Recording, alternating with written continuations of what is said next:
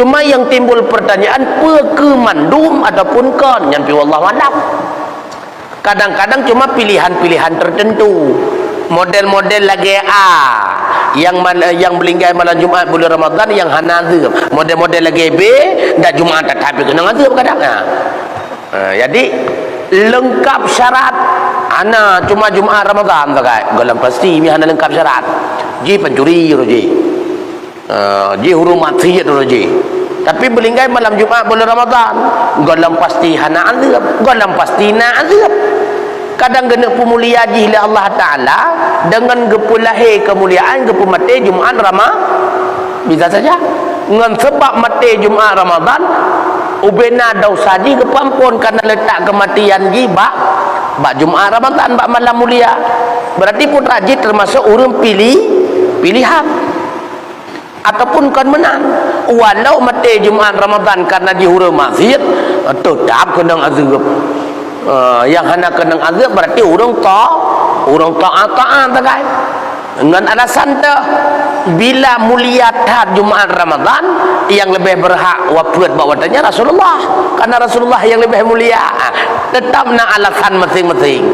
Cuma buta yakini Jumaat Ramadan ada keistimewaan tertentu dimiliki ataupun tidak oleh orang yang mati bak malamnya wallahu a'lam bisawab. Karenanya allazina yu'minuna nabil ghaib enam tak. Tapi punya orang taat tenggu mati bak malamnya yang pasti karena lengkap syarat.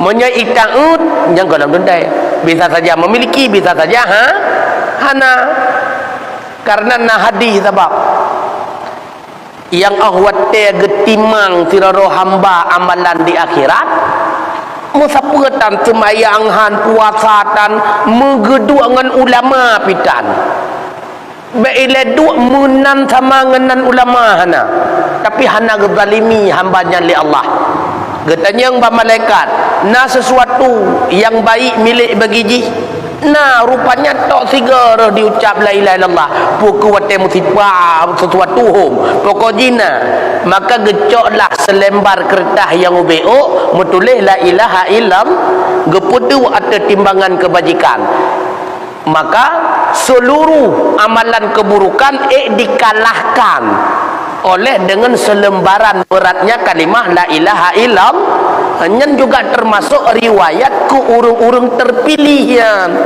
Bentuk Allah ira kunjung mentang. Nya riwayatnya menceritakan yang laganya Allah gebi nikmat kepada makhluk. Kan mandum menan. Artinya apa? Apapun yang dilakukan oleh Allah tidak ada intervensi bagi Allah. Hana-hana urang yang paksakan. Yang perlu kena pegang. Allah karena Al-Qahar, Maha Perkasa, Maha Kuasa. Gena perbuat laganya orang akhirat je. Hana seorang je komplain. Tapi baik-baik alih tadi dengar ceritanya ira kunyan mentang. Nya kino je kelahir sesat. Sehingga ke kemerate-rate sangat talih semayang, talih puasa, sesat. Karena ketika berada dalam zikir meninggalkan syariat itu sesat. Karena Rasulullah yang lebih dekat dengan Allah, beliau tidak pernah meninggalkan maka pemahaman makam hakikat mumada ngan zikir nyan hakikat rela. Karena hakikat yang sebenarnya tetap diawali dengan syariat ini. Urang hakikat syariat hana kebah. Menjaga kebah nyan kan hakikat. Puasid berarti syaitan laknat. Ya biar bunat. Nya menan. Kemandum galam tun nya.